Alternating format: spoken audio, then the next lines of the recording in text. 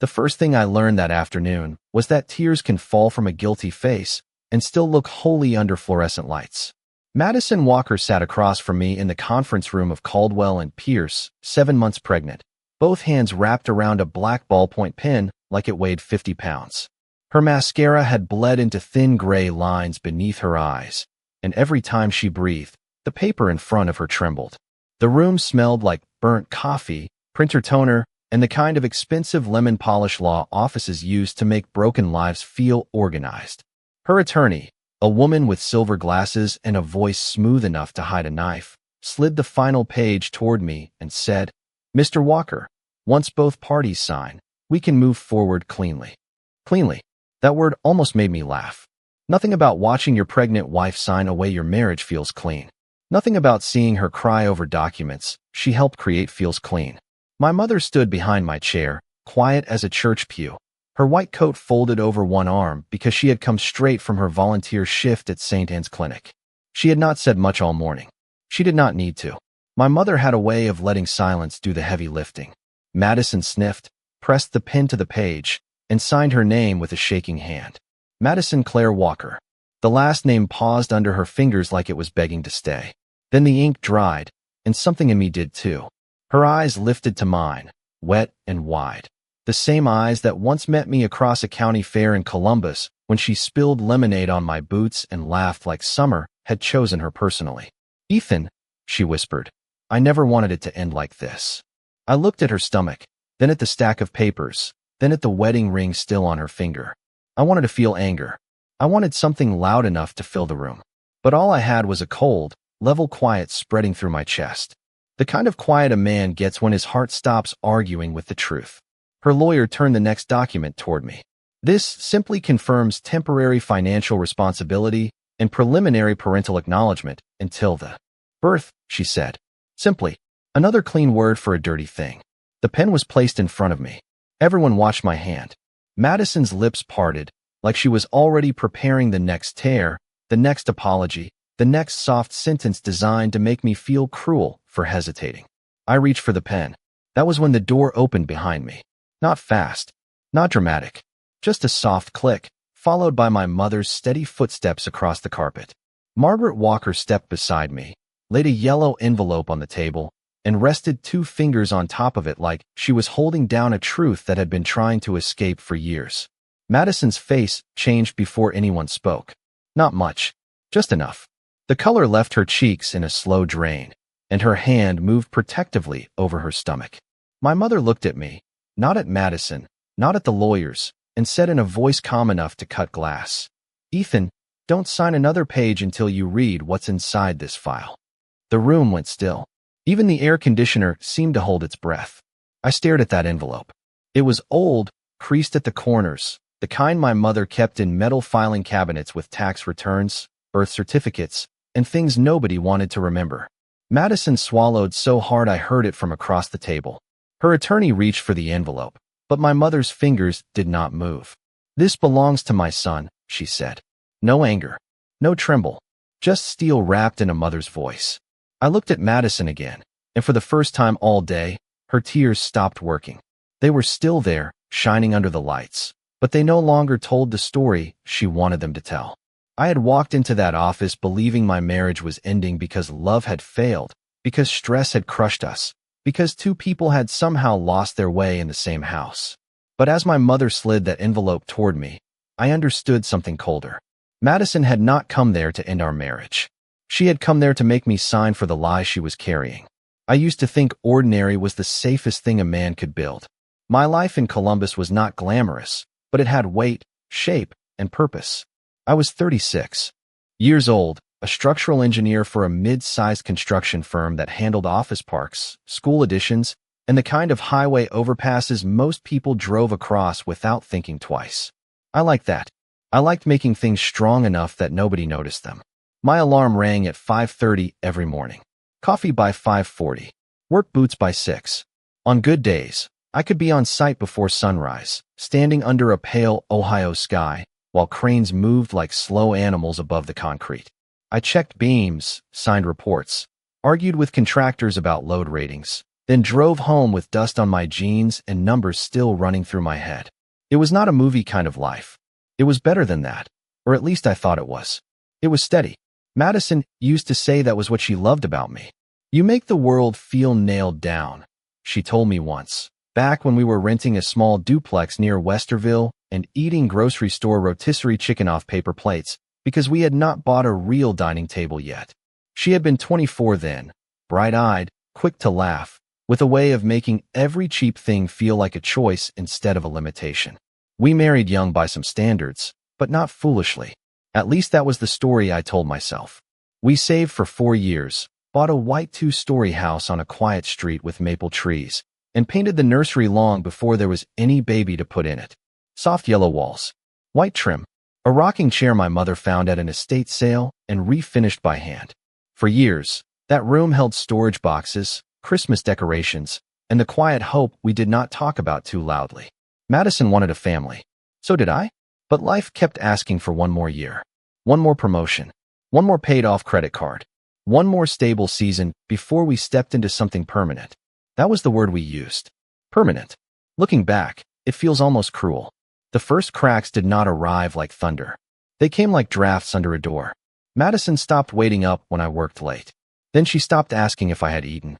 Her phone, which used to sit anywhere in the house, started following her from room to room. Face down. On the counter, under a magazine on the coffee table, turned away on the nightstand. I noticed, but noticing is not the same as knowing. A husband can explain away almost anything when he still wants to believe in the woman across from him. She said work had been stressful. She said people at the marketing agency were leaning on her too hard. She said Ryan Caldwell, her former project lead, was helping her navigate some freelance contract mess. Ryan had a name that kept appearing in small places. A text lighting up during dinner. A quick laugh in the laundry room when she thought the dryer covered her voice. A late meeting that moved from 6 o'clock to 8:30 to do not wait up. I did not like him, but I did not know him well enough to hate him. That is the strange thing about suspicion. It does not come fully dressed. It shows up as a smell you cannot place, a shadow under a closed door, a sentence that ends too quickly. My mother saw more than I did. Margaret Walker had spent 38 years as a nurse before retiring, and nurses learn to read what people try to hide. She noticed Madison's smile had become too polished. She noticed how my wife corrected herself whenever dates came up. She noticed how the woman who once hugged her at every visit now kept a careful distance, as if warmth might leave fingerprints. I told Mom not to worry. I told her marriages had seasons. I told her Madison and I were tired, not broken. My mother looked at me over a mug of black coffee and said, "Tired people rest, Ethan. Guilty people manage rooms." I laughed then because I needed it to be dramatic motherly wisdom, not a warning. But the house had already changed. The air inside it felt staged. The couch pillows were perfect. The counters were spotless. Dinner tasted fine. Madison kissed my cheek when I came home, but the kiss landed like a receipt, proof of a transaction completed. I kept fixing small things because that is what I knew how to do. Loose hinge, leaky faucet, flickering porch light. I tightened, replaced, rewired, and told myself a home could be saved if a man kept his hands busy enough. What I did not understand was that some things are not broken at the surface. Some foundations fail quietly underground, long before the walls begin to lean. The pregnancy announcement came on a Friday night, wrapped in pale blue tissue paper and placed beside my dinner plate like a gift from a life I had almost stopped hoping for. I had just gotten home from Denver after 19 straight days on a highway interchange project, the kind of job that leaves concrete dust in your hair and hotel coffee in your bloodstream. My suitcase was still by the front door. My shoulders ached. My phone was full of unread site reports. But Madison was standing in the kitchen wearing the soft cream sweater I loved, smiling with both hands folded in front of her like she was holding back sunlight. The house smelled like baked chicken, rosemary, and the apple candle she only lit when she wanted the evening to feel special. "Open it," she said. Her voice shook just enough to make me nervous. Inside the little box was a pair of baby socks, white with tiny yellow ducks on them. For a few seconds, my mind refused to understand what my eyes were seeing. Then the world narrowed to those socks, Madison's face, and the sudden pressure behind my ribs. I sat down because my knees did not trust me. She laughed and cried at the same time, and I pulled her into my arms like the floor had dropped away and she was the only solid thing left. I remember saying, "We are going to be parents," over and over, as if repeating it could make it safer. That night, for the first time in months, the house felt warm again. I called my mother. Margaret cried quietly, the way she did at weddings and military homecomings on television. She said she would start looking for the old rocking chair cushion she had saved. I went upstairs and stood in the nursery doorway for 10 full minutes, staring at those soft yellow walls like they had finally been given a reason to exist. Hope is dangerous because it makes you generous with the truth. For 2 days, I ignored everything that did not fit. Madison's nervous hands, the way she watched my face too closely, the fact that she had already scheduled appointments without telling me. I told myself pregnancy made people emotional, secretive, overwhelmed. I told myself a lot of things. Then Sunday afternoon, while Madison was napping, I sat at the kitchen table with my laptop open, trying to update our family budget. Insurance, hospital estimates, crib, car seat, diapers, savings. Numbers calmed me. They always had. But dates are numbers too, and dates do not care how badly a man wants to believe.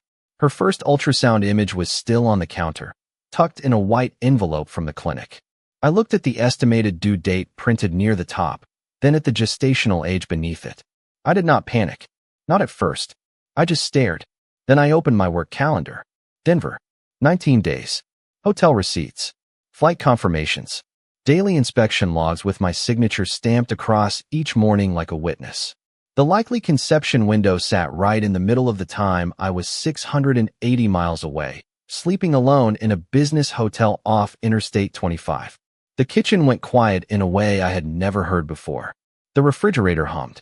A car passed outside. Somewhere upstairs, Madison shifted in bed.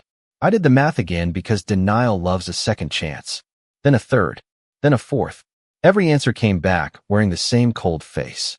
When Madison came downstairs, barefoot and sleepy, I kept my voice gentle. "The dates seem a little off," I said. 6 words. That was all. Her expression changed so quickly most people would have missed it. The softness vanished, replaced by something alert and polished. "Pregnancy dates are not exact, Ethan," she said. "Too fast. Too prepared." I nodded, but something inside me stepped back. She opened the refrigerator, closed it without taking anything out, and added, "I knew you would do this."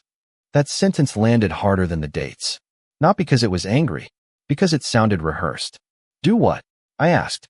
She turned with one hand resting on her stomach. "Turn the happiest thing in our lives into an engineering problem." I wanted to apologize. Habit reached for my throat like a hand. But behind her, on the counter, the ultrasound envelope sat under the light, plain and white and merciless. I looked at my wife, then at the dates, then back at the woman I had trusted with every weak place in me. For the first time, the baby socks on the table did not look like a promise. They looked like evidence. The next morning, Madison placed a folder beside my coffee like she was setting down a peace offering. The kitchen was bright, too bright, sunlight pouring across the white cabinets and turning every chrome handle into a glare. I had barely slept.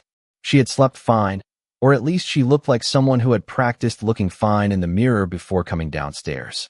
Her hair was tied back, her sweater folded neatly at the sleeves, one hand resting on her stomach with the quiet confidence of a woman standing behind a shield nobody was allowed to question.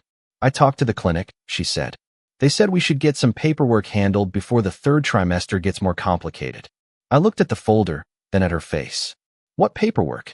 She gave me a small, tired smile, the kind people use when they want you to feel guilty for needing details. "Insurance, hospital authorization, parental acknowledgement. Normal things." Normal. That word had started sounding less like comfort and more like camouflage. I opened the folder. The top pages looked harmless enough. Billing forms. Emergency contact updates.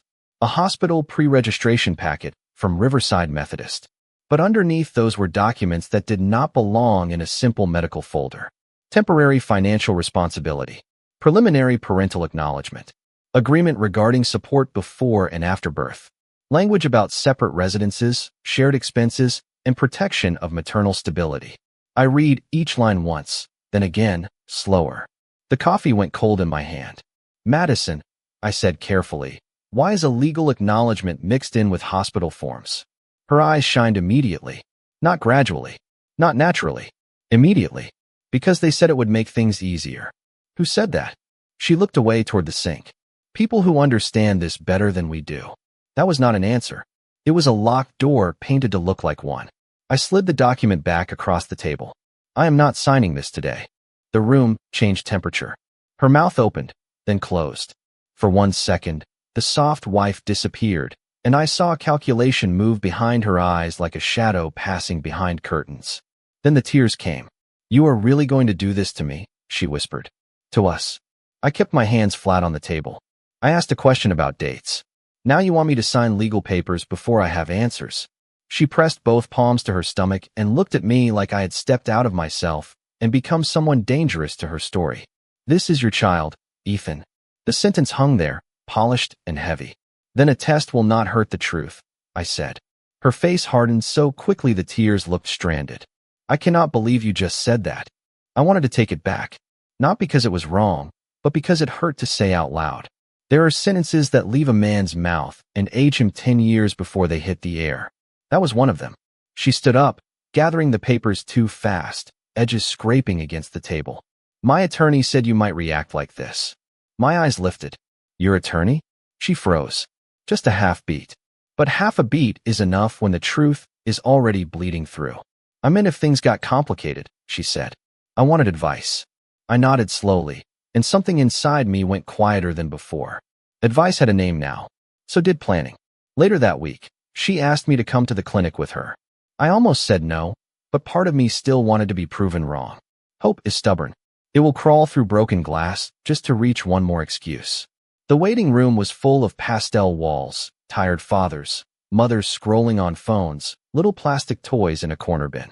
Madison sat beside me, one knee bouncing under her loose blue dress. Every few minutes, her phone lit up in her purse. She did not check it, which told me more than checking it would have. A nurse called her name. We followed. The exam room smelled like sanitizer and paper sheets. A framed poster on the wall showed stages of fetal development in soft colors that made biology look gentle. Dr. Helen Brooks came in with kind eyes and a clipboard. She talked about blood pressure, vitamins, the due date, routine screenings. Then Madison cleared her throat and asked about forms. Not medical forms. The forms. Dr. Brooks paused. Those are not required by this office today, she said. Her voice stayed professional, but her eyes moved to me for just a moment. Madison's smile tightened. But they are helpful, right? Legal documents should be reviewed with counsel, Dr. Brooks said. Medical care does not depend on them. There it was. Clean. Simple. The lie had lost its white coat. In the parking lot, wind pushed dry leaves across the asphalt while Madison cried behind her sunglasses. You embarrassed me in there, she said. I looked at the hospital entrance, at families walking in and out carrying diaper bags and flowers, and ordinary hope. No, I said. I listened. She turned on me then, voice shaking, tears sliding down her cheeks. If you loved me, you would sign. You would protect me. You would protect the baby. I stood beside our parked Ford Explorer with the keys in my hand and felt the last warm piece of denial cooling in my chest. Love does not need a trapdoor, I said. She stared at me as if those words had struck something she thought was hidden. And for the first time since she handed me that little box with baby socks inside, Madison did not have a reply ready. By the time we pulled out of the clinic parking lot, the space between us and the car felt wider than the highway to Denver. Madison sat turned toward the passenger window, one hand resting on her stomach, the other wrapped around her phone so tightly her knuckles had gone pale. I kept both hands on the wheel and watched traffic slide past on a Lintangi River Road, brake lights blinking red through the late afternoon drizzle. Neither of us spoke for almost 10 minutes. Silence used to be comfortable between us. We could drive across Ohio with nothing but the radio low and the hum of tires under us, and it felt like peace. This silence had edges. It scraped. At a stoplight near a gas station, her phone buzzed once. She turned it face down against her thigh, but not before I saw the name flash across the screen. Ryan Caldwell. 2 words, bright as a warning flare. I did not reach for it. I did not ask. I just looked back at the road as the light changed, and something in her breathing shifted because she knew I had seen it. That was the thing about Madison by then. She no longer reacted to what happened. She reacted to what she thought I could prove. The drive home took 26 minutes. I counted every one of them because counting was easier than breaking. When we got inside, she went straight upstairs and closed the bedroom door. Not slammed. Closed. Careful. Controlled. A quiet door can still make a statement. I stood in the entryway with my keys in my hand, listening to the old house settle around me. The furnace clicked on. Rain tapped the front windows. Somewhere in the kitchen, the refrigerator hummed like nothing in the world had changed.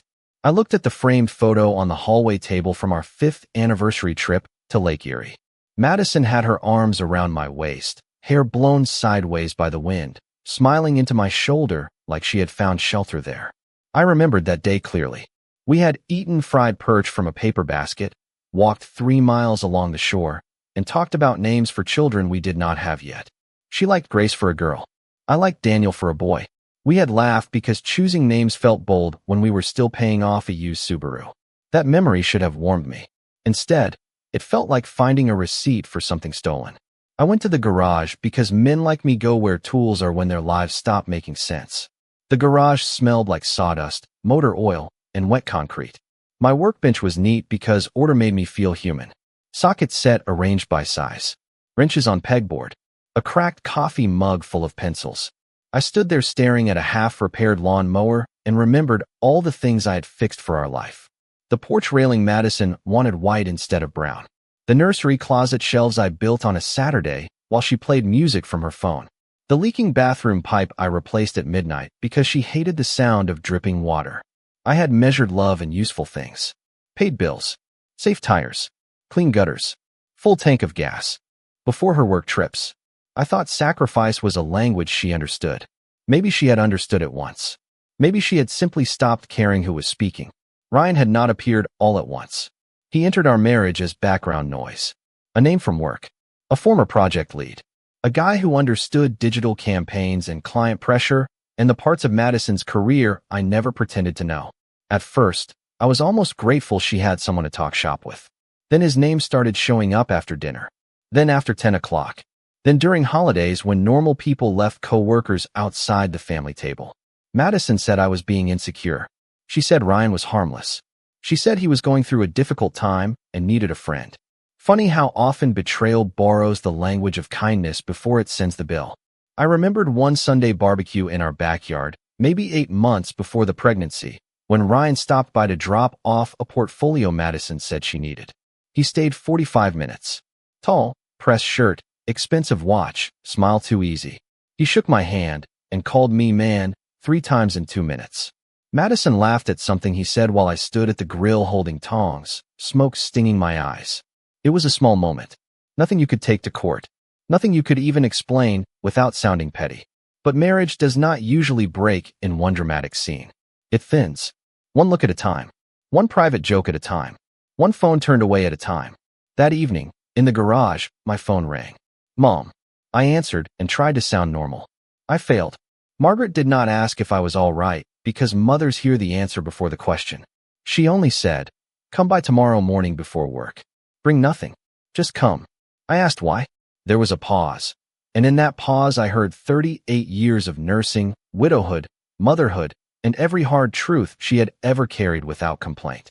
"Because your wife is not the only one who kept records," she said. Then the line went quiet. The next morning, I drove to my mother's house before sunrise, moving through streets still washed blue by dawn. Columbus was quiet at that hour, the kind of quiet that makes every red light feel personal. My coffee sat untouched in the cup holder. Madison had still been asleep when I left, or pretending to be. Her phone had been under her pillow, the corner of it visible like a secret that had learned to breathe. I did not wake her. I did not leave a note. A man reaches a point where explaining himself feels like feeding a fire with paper. Mom lived in a small brick ranch house 15 minutes away, the same house where I had learned to ride a bike in the driveway and measure door frames with pencil marks on my birthday. Her porch light was already on when I pulled up. That light had meant home my entire life. That morning, it felt like a witness. She opened the door before I knocked, wearing jeans, a gray sweater, and the expression she used when bad news needed a chair.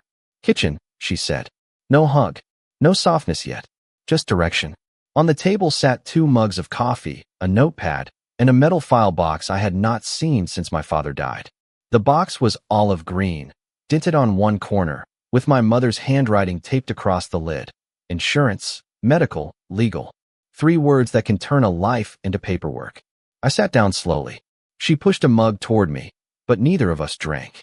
Tell me exactly what she asked you to sign, Mom said. So I did. I told her about the folder, the clinic, the forms that were not required.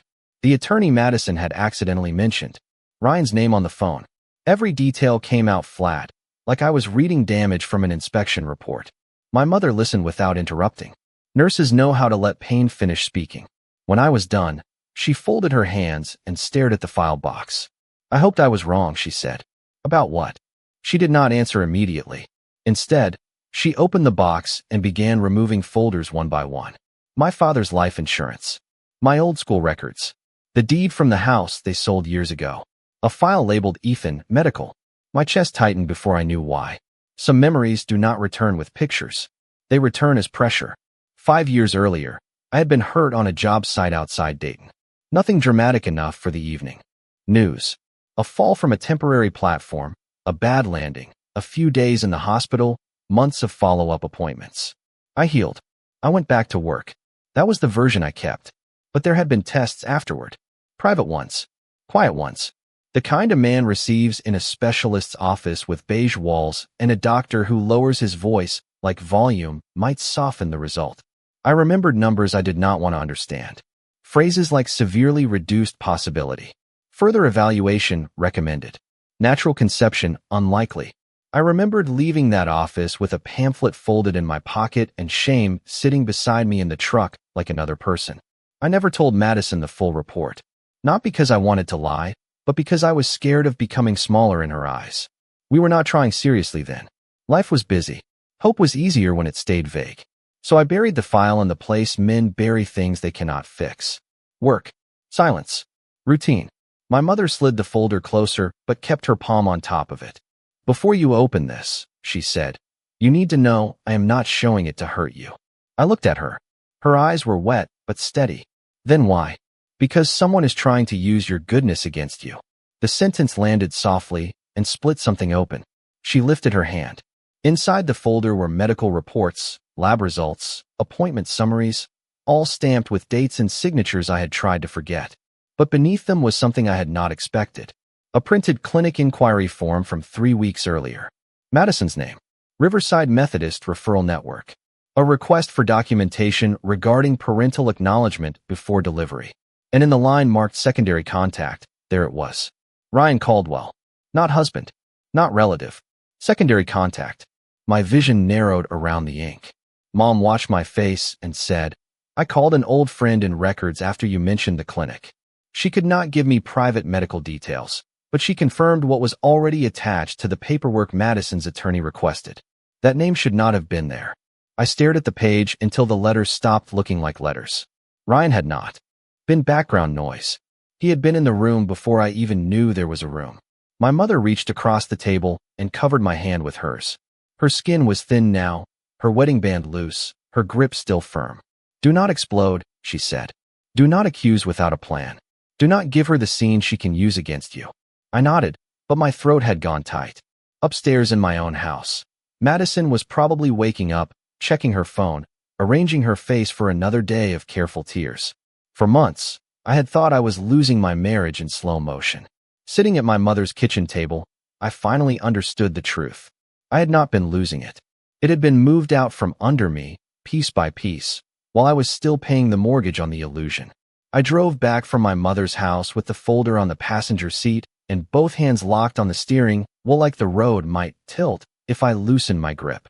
The morning traffic had thickened, commuters pouring onto Interstate 71, brake lights glowing red under a gray Ohio sky. Everyone around me was going somewhere ordinary. Offices, schools, grocery stores, lives that had not yet cracked open before breakfast. I envied them for about 3 seconds, then the feeling passed.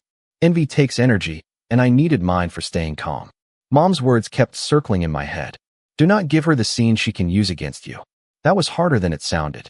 There is a part of every betrayed man that wants one clean moment of truth, one slammed door, one table cleared of lies, one voice finally loud enough to match the damage.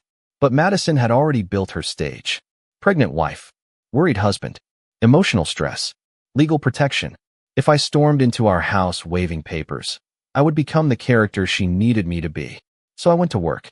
I parked at the construction office at 7:48, walked past the receptionist, nodded at two project managers, and sat through a budget meeting about concrete delays while my marriage sat in a folder under my truck seat.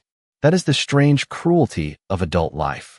Your world can be ending, and somebody still needs an updated cost estimate by noon. I answered emails. I checked beam calculations. I drank coffee that tasted like cardboard and kept my face steady enough that nobody asked the right question. Around lunch, Madison texted me, "We need to talk tonight." Then a second message came before I could answer. "My mother is coming over.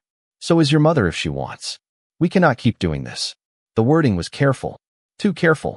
By 3 o'clock, I understood what she was building. Not a conversation. A courtroom without a judge. When I got home that evening, every light in the house was on. That was the first sign. Madison hated wasting electricity, but she loved controlling atmosphere. The living room smelled like vanilla candles and lemon cleaner. The couch pillows were arranged perfectly. A pitcher of iced tea sat on the coffee table beside untouched glasses. Her mother, Elaine Porter, sat stiffly in the armchair wearing pearls and a navy cardigan, looking at me like I had already failed a test she had written herself. Madison was on the sofa, one hand on her stomach, a tissue folded in the other. My mother arrived 5 minutes after me, carrying her purse and the quiet gravity of a woman who had seen panic try to disguise itself as manners. Madison began before anyone sat comfortably. Her voice trembled in all the right places. She said she felt unsafe emotionally. She said my doubts were harming the pregnancy. She said no woman should have to prove her loyalty while carrying her husband's child. Elaine nodded at every sentence, eyes sharp with practiced disappointment. "Ethan," Elaine said, "this is not the man we believed you were." I looked at Madison. She lowered her eyes as if the words hurt her too much to hear. Performance. Clean edges. Basil on a plate while the kitchen burned. I did not argue. I asked one question. Why was Ryan Caldwell listed as a secondary contact on paperwork connected to your attorney's request? The room lost its rhythm. Madison blinked. Elaine's chin lifted. My mother did not move. "What are you talking about?" Madison asked. Her voice was still soft, but the softness had gone dry. "I am asking why your former project lead is involved in legal and medical paperwork for our child." "He is not involved," she said. Too fast again. Always too fast. Then her phone buzzed on the coffee table. No one touched it. The screen lit up anyway. Ryan Caldwell. Message preview visible for one bright, merciless second. Stay strong. He will sign once they pressure him. The silence that followed had weight.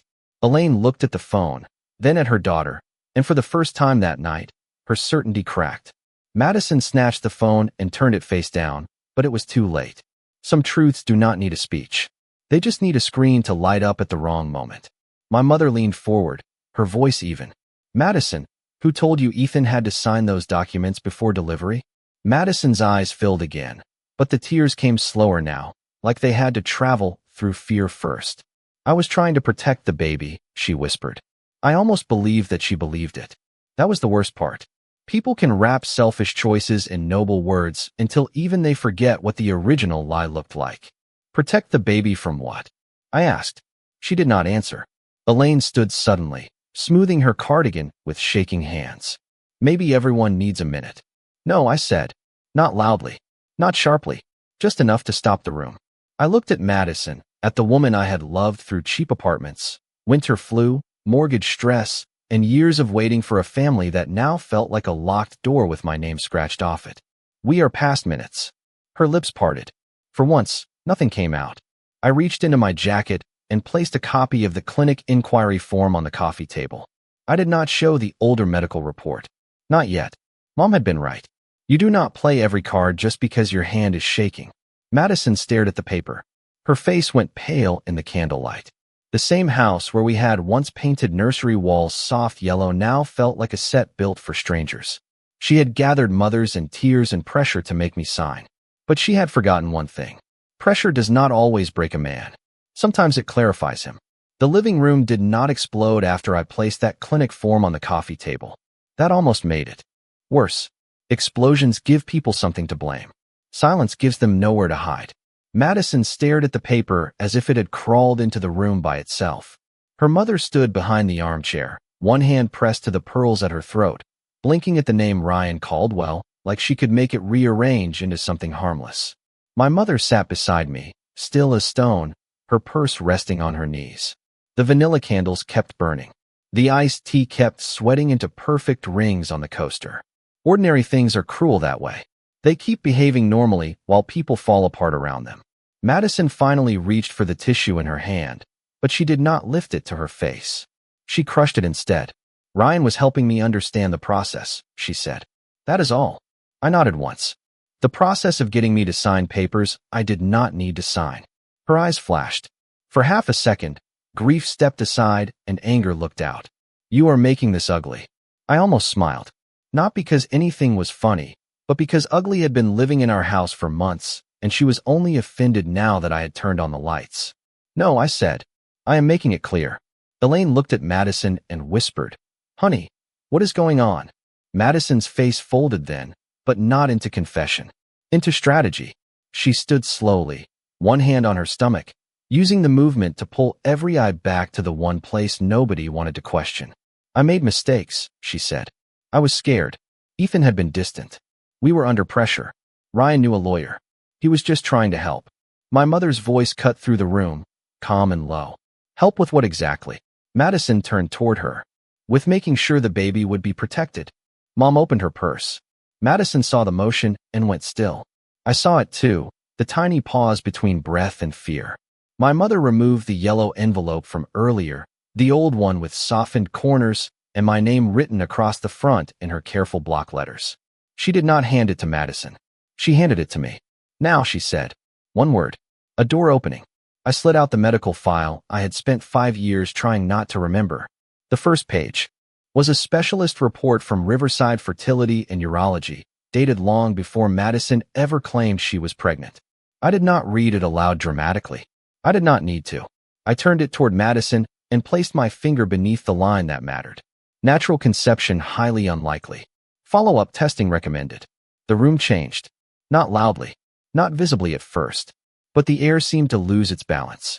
Madison's lips parted, and no sound came out. Elaine stepped closer, read the line, and slowly sat down as if her knees had received the news before the rest of her. I kept my voice steady. You knew I had questions about having children. You knew I struggled with it. You knew I was afraid of disappointing you. Madison shook her head, tears rising again, but these tears were different. They did not arrive polished. They arrived late. I did not know it was that serious, she said. I never saw that report. No, I said. You saw an opportunity. Her face twisted. That is not fair. Fair would have been telling me the truth before asking me to sign my name onto a life built on someone else's lie.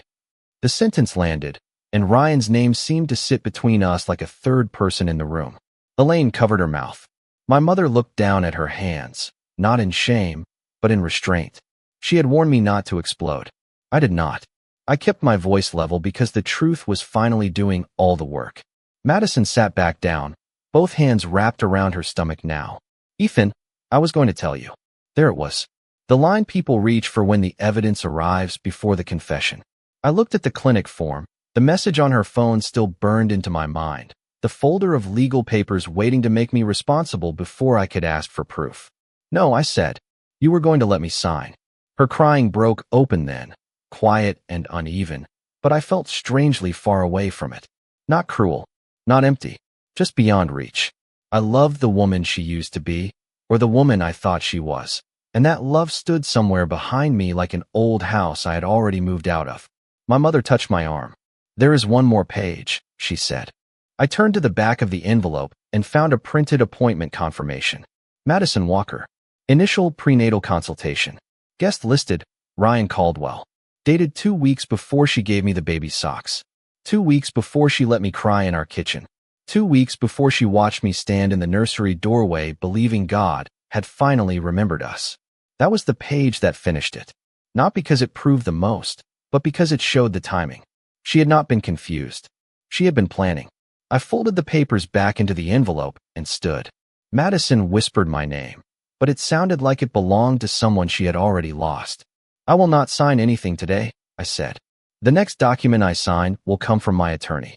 And before any court, any agreement, or any conversation about responsibility, there will be a legal paternity test." No one argued. Even Madison understood the room had changed owners. I walked to the front door with my mother beside me.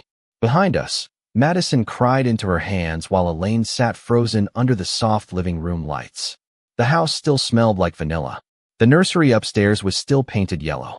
But I finally saw the truth clearly. A home is not the walls you pay for. It is the trust inside them.